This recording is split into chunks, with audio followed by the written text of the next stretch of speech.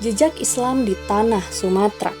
Islam sebagai agama yang sempurna tak hanya memancarkan cahayanya menyinari daerah gurun pasir tempat asal Islam bernaung.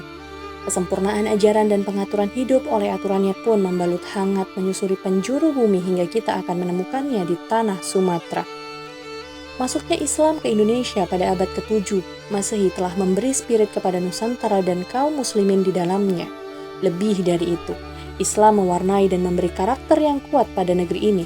Islamlah yang telah mengeluarkan masyarakat Nusantara dari kegelapannya, mengeluarkan manusia dari penghambaan kepada berhala menuju penyembahan kepada Allah Subhanahu wa Ta'ala semata, menghapus jejak-jejak kekufuran untuk berupaya menjadi hamba Allah yang hakiki, membebaskan dari belenggu kesukuan menuju kesatuan masyarakat yang diikat oleh akidah Islam. Islam hadir di tanah Nusantara menyinggahi daratan Sumatera, hingga kita kenal untuk pertama kalinya di Nusantara kekuasaan Islam, yaitu Kesultanan Perlak yang terletak di wilayah Aceh Timur, tahun 840 hingga 1292 Masehi, di mana sultannya yang pertama adalah Sultan Alauddin Syekh Muhammad Abdul Aziz Shah.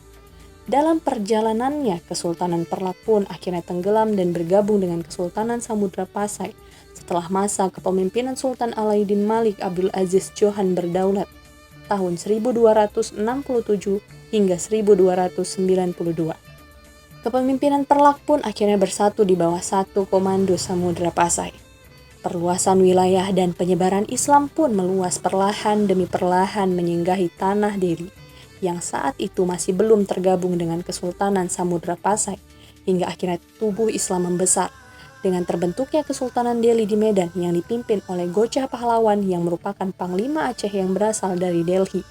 Dan saat ini masih tertinggal jejak-jejak peninggalan Islam pada masanya. Keberadaan Masjid Raya, Istana Maimun, Masjid Osmani, Istana Darul Aman Langkat, serta Masjid Azizi di Tanjung Pura Langkat yang menjadi saksi bisu kemegahan Islam terbangun di tanah Delhi.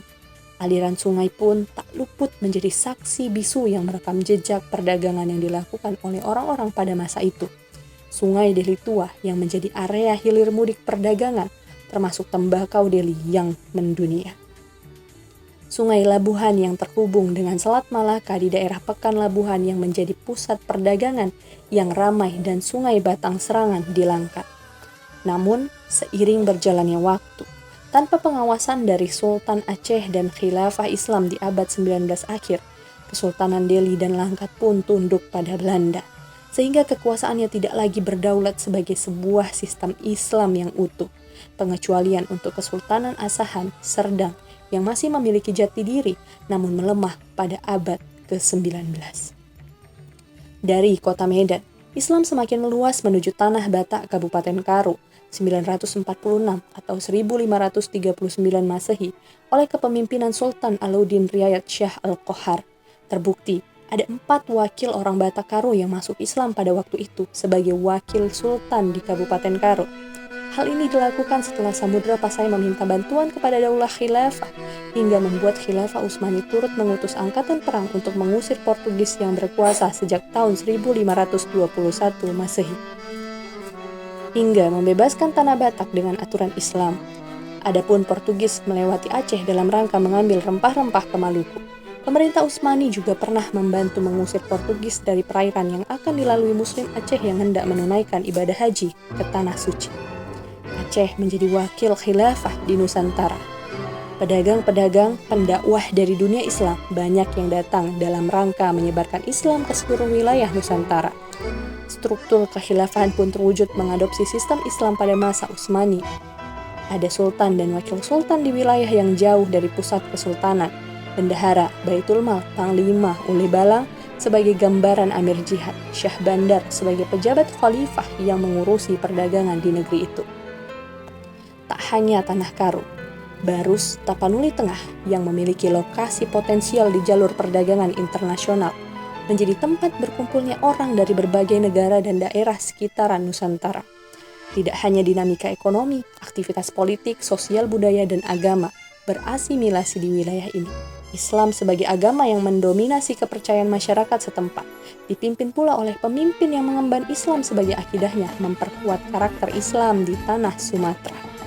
Masuknya Islam di Barus terbilang begitu awal, sekitar 6 atau 7 Masehi. Hal ini dapat dibuktikan dengan peninggalan makam kuno di komplek pemakaman Mahligai Barus, yang tertulis bahwa Syekh Rukunuddin wafat tahun 672 Masehi dan makam Syekh Usuluddin yang panjangnya kira-kira 7 meter.